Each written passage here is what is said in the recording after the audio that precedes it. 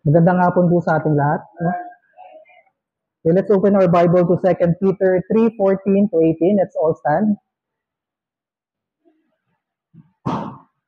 Let's read the Bible in unison. Verse 14, go.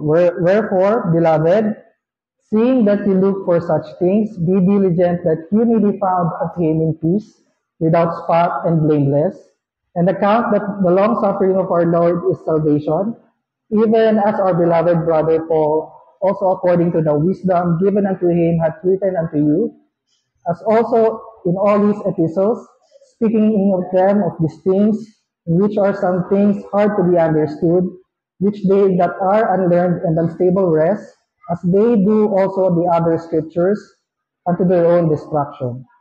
Ye therefore, beloved, seeing you know these things before, beware lest you also, being led away with the error of the wicked, fall from your own steadfastness, but grow in grace and in the knowledge of our Lord and Savior Jesus Christ. To him be the glory both now and forever. Amen. Okay, let's pray. Heavenly Father, we thank you for this wonderful afternoon. As we gather today, Lord, to study your word, we pray for your wisdom and understanding na sana po ma-absorb po namin lahat ng mapag-aaralan po namin ngayon. In Jesus' name we pray, Amen.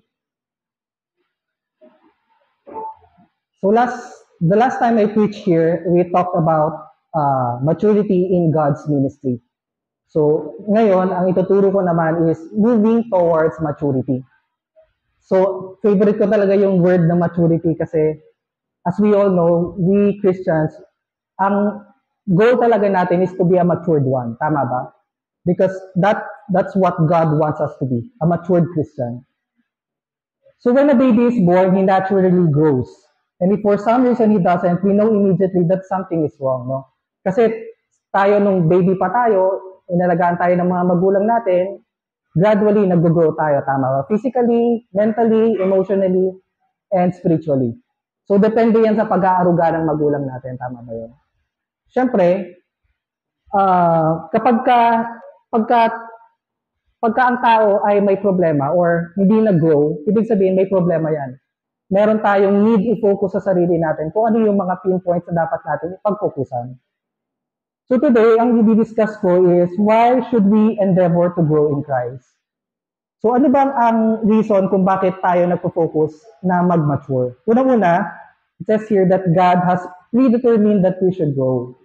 Gusto ng Panginoon na tayo ay mag-grow. No, this is His will for our lives that we become conformed to the image of His Son. According to Romans 8:29, no, ang goal natin dito is to be a Christ-like, no? Ano ba ang church sa inyo? Ang church ba ay itong building na ito? Ang church ay tayo, yung mga naniniwala sa Diyos. Tayo yun, no? We are here to glorify God, and number 2 is to edify one another. When we say edify, means tinutulungan natin ang bawat isa, no? Next one is spiritual growth protects us. Sabi dito, Peter warns us to be on guard so we won't be carried away by error. Yung binasa natin sa 2 Peter 3:17, di ba? People are sometimes persuaded sa mga errors ng tao, no? Kasi tayo, when we commit sin, nararamdaman natin na we're far away from God, tama ba? Na sometimes hindi ako karapat-dapat na mag-preach, hindi ako karapat-dapat na mag-share, hindi ako karapat-dapat na mag-pray kasi nga makasalanan ako eh. Pero the good thing is, when you acknowledge your weakness, when you acknowledge your sin, when you acknowledge na nag-commit ka ng kasalanan mo, it's a good sign because sabi ko nga, the Holy Spirit dwells in you. Kasi nga nakaramdam ka ng humbleness eh. Humility na you need God para patawarin ka sa kasalanan mo. And that's repentance, no? Next one is God is interested in our relationship with Him. Desires our sanctification. When we say sanctification, a sanctified life is one that increases in holiness, righteousness, and obedience to the Lord. He's not trying to deprive us from fun and pleasure, no? Kasi alam nyo, ang masakit ngayon sa mga kabataan, the reason why they are so afraid to go to church because they can't talikuran yung mga nakagawian nilang, akala nilang masaya at at importante sa buhay nila. That's the number one reason kung bakit ang mga kabataan ngayon, ang hirap i-persuade sa church, no? But si God, hindi naman siya yung tayo i-deprive na from fun and pleasure, eh. 'Di ba? Kasi tayo pag matured na tayo, when we focus on God, not on person, sabi ko nga sa iyo, kahit anong gawin mong kala nila boring, nagiging fun sa atin. Tama ba? Yung pagsa-soul winning, yung pagtutulong sa kapwa, tuturo, di ba? There's so much fun when yung puso mo ay nakay God, no? That's why I always tell our young people here dun sa Darangan na don't focus on dun sa tao, no? Sabi ko nga, ang ministry hindi pagmamay-ari yan ng isang pastor, hindi rin pagmamay-ari yan ng tao, hindi pagmamay-ari ng sino. Ang nagmamay-ari niya ng Diyos, no? And kapag ang focus natin ay ang Diyos, at alam natin na ang may-ari ng lahat ng ginagawa natin, and we are focused on glorifying God by doing good things sa ibang tao, no? Yung makita nating kasiyahan sa buhay natin. That's the time na magiging kontento tayo sa buhay natin, satisfied tayo, kahit na kung ano man problema yung dumating sa atin, nasa surpass natin siya kasi nga, we see obstacles and trials as growth, no? Kasi nga, iba yung pag-iisip natin, matured tayo, no? So, next is, why do we fail to grow spiritually? So, number one, lack of instruction, no? The reason why meron tayong mga Bible study and mga ganitong services is for edification, no? Para matuto tayo. Kaya nga sabi niyo, di ba? Growing grace and in the knowledge of our Lord and Savior Jesus Christ. Yung instruction na nakukuha natin sa Bible, ito yung ginagamit natin pang-protekta sa atin, no? From false teaching and deceptions. Kasi sa bundong ito, sobrang daming manloloko. Sobrang daming, alam niyo, yung tipong lolokohin ka na ganito dapat ang gawin natin. Dapat ganito. Pero pag hindi natin alam ang Bible, mabilis tayo mapipersuade ng tao. Pero kapag well-equipped tayo sa mga verses, sa mga Bible, hindi tayo kaagad ma-persuade. Number 2 is neglect of Bible reading, prayer, and church attendance. So, ito, sometimes, ako, 2007 ako tumanggap So, 13, 14, 15, 16 years na pala ako, no? Pero, 4 years old ako tumanggap. So, 16 years, 20 years old, no? Hindi, 16 years, alam mo, dumating sa point na pag si pastor nagpe-preach, paulit-ulit, ito na lang, ganito na lang. And then later on, when gradually, parang naiintindihan ko na kung bakit paulit-ulit yung sermon. Because sometimes we lose track of ourselves, no? Kasi, alam niyo yung darating sa point na kahit gaano ka ka-matured, kahit gaano ka tagal sa Panginoon, o darating sa point na manghihina ka, darating sa point na magko-question ka sa sarili mo, darating sa point na parang ayoko na, pagod na ako, gano'n. Pero yung simpleng na paulit-ulit na yon, kapag naririnig mo na kahit paulit-ulit, na-encourage ka na encourage. So yun yung reason, no? Kasi kung tumagal na kayo at alam nyo na yung lahat ng mga tinuturo, parang may stage na talagang, alam ko na yan. May stage na ma-appreciate mo, may stage na, oo nga, ganito. Ma-appreciate mo talaga na todo. Yun.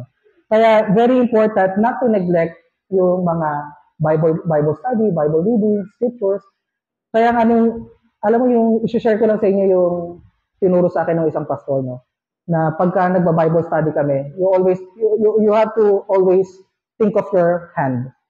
'Di ba? Yung una, reading the Bible, memorizing, studying, meditation, tapos application, no? Sabi ni pastor, alam mo, ang daming taong magagaling sa Bible. Ang daming taong very well equipped sa Bible. Ang galing ng alam nila yung mga storya na sa Bible, alam nila yung mga pero kulang dito sa application, no?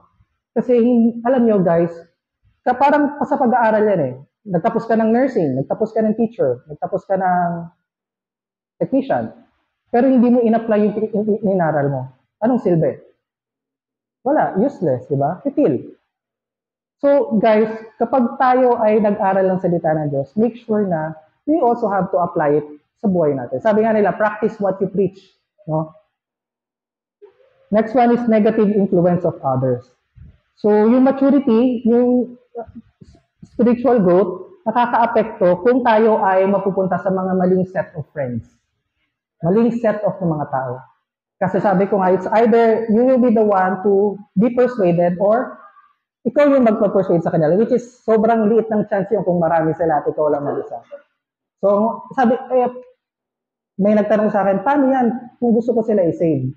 And there is always in God's time, no?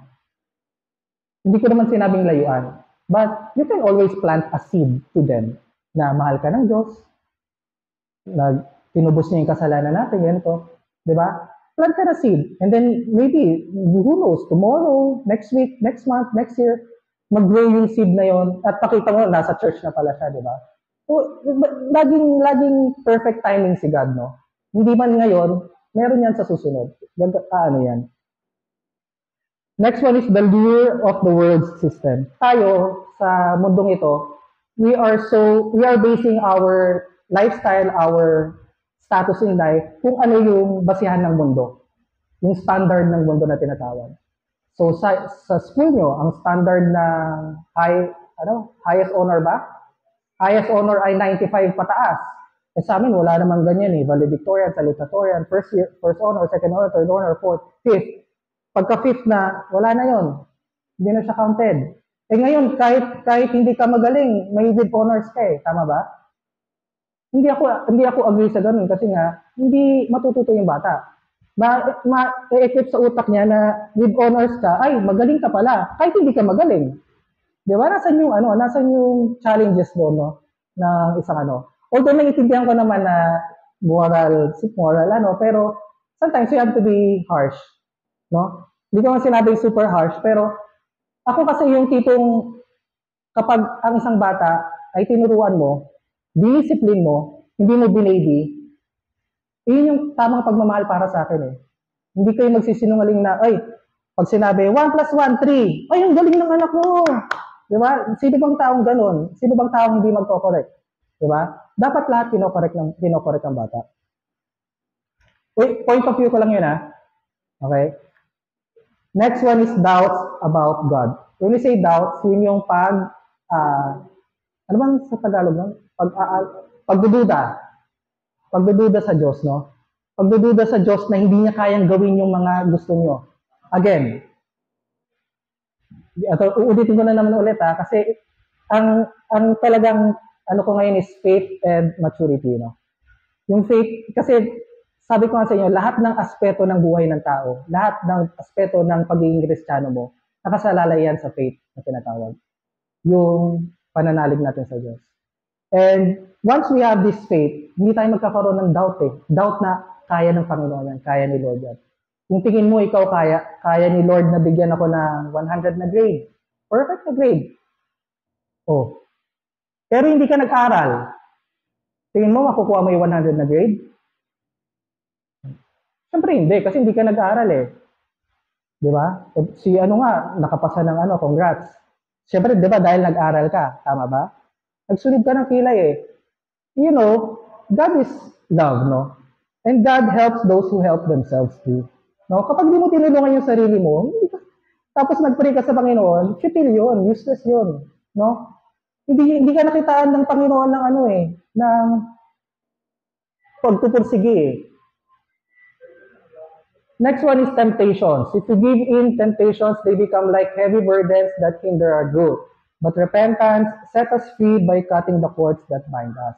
So temptations, ang daming temptations sa mundo, lalo na yung iPhone 15 Pro Max 1 terabyte titanium, no? Temptations lahat yon, lalo na kung hindi mo naman afford at you can't live by your means, tapos bibili ka ng gano'n, hindi yun advisable, no? Ang daming temptations sa mundo. That's why sabi nga ni Pastor sa akin importante yung memory verse. Kaya naiinis ako sa mga Kristiyanong pag memory verse na binabasa yung verse eh. Kasi nga kaya nga tinawag na memory kasi nasa utak mo na. Kasi kapag alam mo ang importante ng memory verse, when when you are caught sa isang temptasyon, tapos naalala mo yung verse na, ay, sabi ni Lord, ganito na, whatsoever you do, do it heartily unto the Lord, not unto men. Oh. Eh, di ba yung isang verse ka, alam mo yung,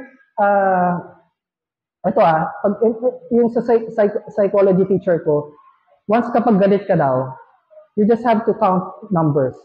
Kung medyo inis ka, 1 to 10. 1, 2, 3, 4, 5, 6, 7, 8, 9. Ginagawa ko yun. Pag inis na inis ka, 1 to 100. 1, 2, 3, 4, 5, 6, 7, 8, 9, 10, 11, 12, 13, 14, 15, 16, 17, 18, 19, 20. Lalayo ka, tapos lalapit ko ulit. Oo nga, ganun nga eh. Pag may kausap kang nagagalit ka, inis ka, ayun lang. Tapos pagka sobrang galit ka, 1 to 1,000. Pag 1 to 1,000 yan, hindi ka na babalik sa kausap mo. Uuwi ka na nun. Kasi tagal na nun eh. Diba? Pag bumalik ka, baka wala na yung kausap mo. And alam mo, it helps, no? Kasi yung emotional baggage na nandun, no? Pagka, kahit nasa sarili mo na 1, 2, 3, 4, 5, 6, 7, 8, 9, 10, 11, 12, parang ramdam mo na hindi na mabigat sa puso mo yung yung nararamdaman mo. No? Kaya nga sabi sa akin pagka may emotional baggage ka, you have to leave yung emotional baggage sa labas ng bahay mo. Huwag mong ipapasok sa loob. So what is the evidence of growth? Ano ba yung mga ebidensya na tayo ay matured na? Tayo ay meron ng growth. Number 1 is increasing awareness of our sins and weaknesses. Sabi ko nga sa inyo, when you acknowledge your sins and weaknesses, it's a good sign. No?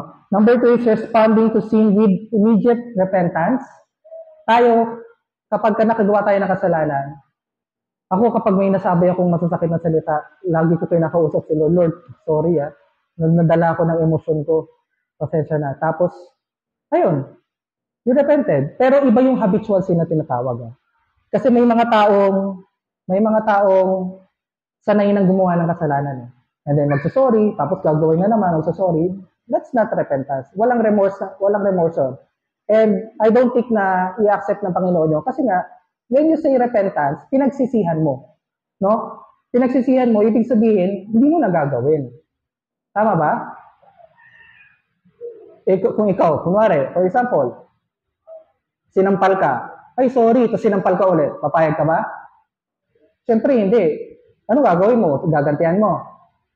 Siyempre, hindi. Babasahan mo lang ng Bible. Mabait tayo eh. Sabi nga, di ba? Umiiwas tayo sa gulo. Kasi matured tayo, no? Hirap maging matured, no? Pag inaapi ka, magpapaapi ka lang. Next one is rejoicing even in intense spiritual battles. You know, sabi nga nila, ang pagiging Kristiyano napakahirap daw. Totoo naman. Kasi syempre, di ba, yung sa mundong ginagalawan natin, ang daming temptation na akala na natin masaya. Sa tingin ng iba, masaya. Tapos syempre, tayo natetempt tayo. No? Pero, once we are matured, we see trials and temptation as opportunities to grow. Kasi once na, sabi nga, once na umayaw ka sa isang bagay, kuwari, sa kanto nyo, may nagiinom, di ba? Uso sa mga, yan eh. Uy, tagay ka naman dyan.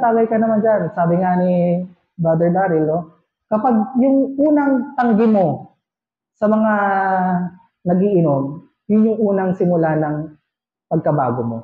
No? Kasi masusundan na yan eh. Hanggang sa magsasawa na silang invite ka na, gano'n. Next one is viewing service to Christ as a high honor, not a burden.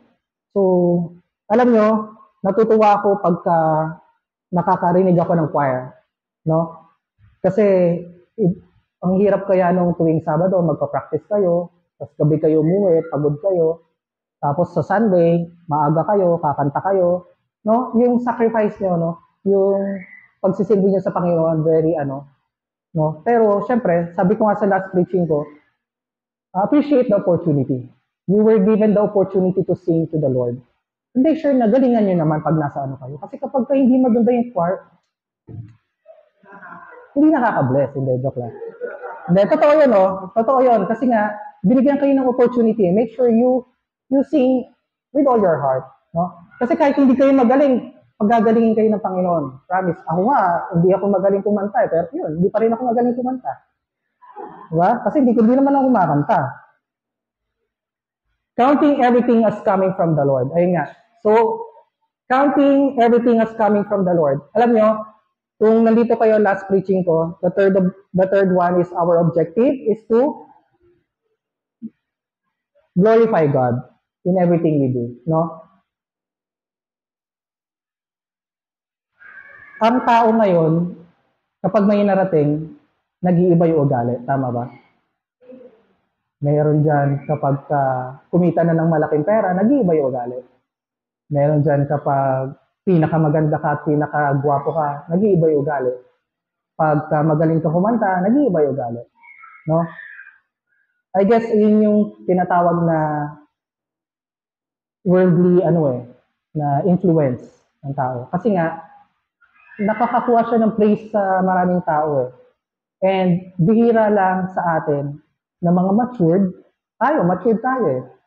Diba? Na when we are being praised, we always say to ourselves and to other people na hindi, magaling ang Panginoon kasi binigay niya sa atin. Always remember, my dear brethren, na lahat ng meron tayo, kagalingan, katalinuhan, kagwapuhan, yung lahat ng meron kayo ay galing sa Panginoon. Hindi galing sa kakayahan niya.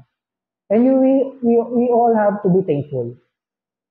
And yun nga, kapag may sobra kayo, kapag meron kayong tingin nyo you are so blessed, always choose to be a channel of blessing to other people. Huwag nyo itapusin yung blessing ng Panginoon sa inyo sa sarili nyo. Tapusin nyo sa ibang tao. And then alam nyo, ang testimony ng isang Kristiyano ay napakahalaga. Kung ikaw magpipreach ka na, uy, nag-aaral ka pa, dapat hindi ka muna nagbo-boyfriend at girlfriend. Pero ikaw nakitaan ka na may boyfriend ka at girlfriend, nag-aaral ka pa. Tingin mo may sa'yo? May susunod sa'yo? Wala. Di ba? Kaya nga, always, laging practice what you preach eh. No?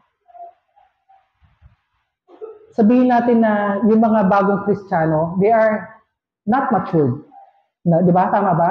Kasi ang mga bagong Kristiyano, mabilis matisod yan eh. Tatay ko nga eh, biruin niya sa born again.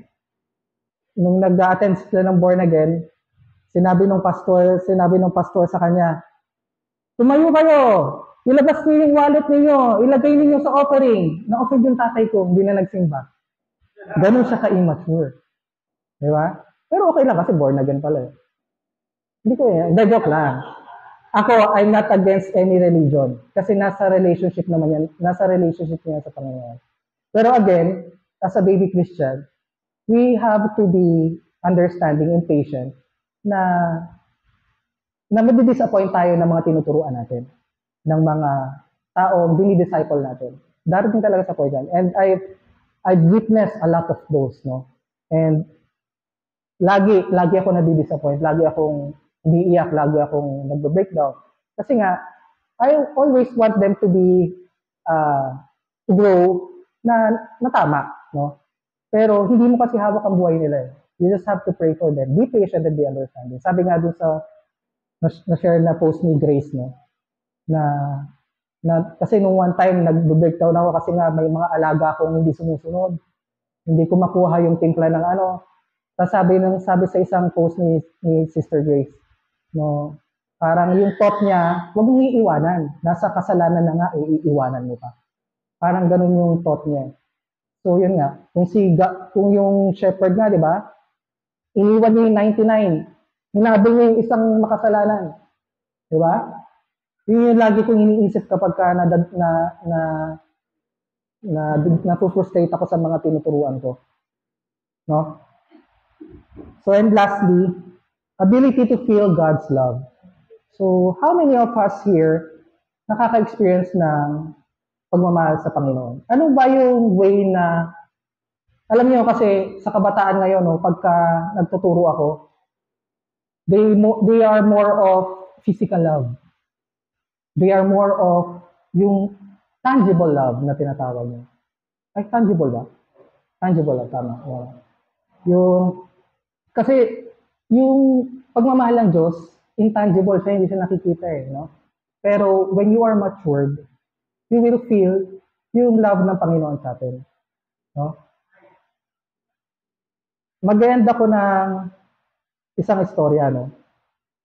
Hindi ko alam kung alam niyo na to, yung ahas, saka yung lagare.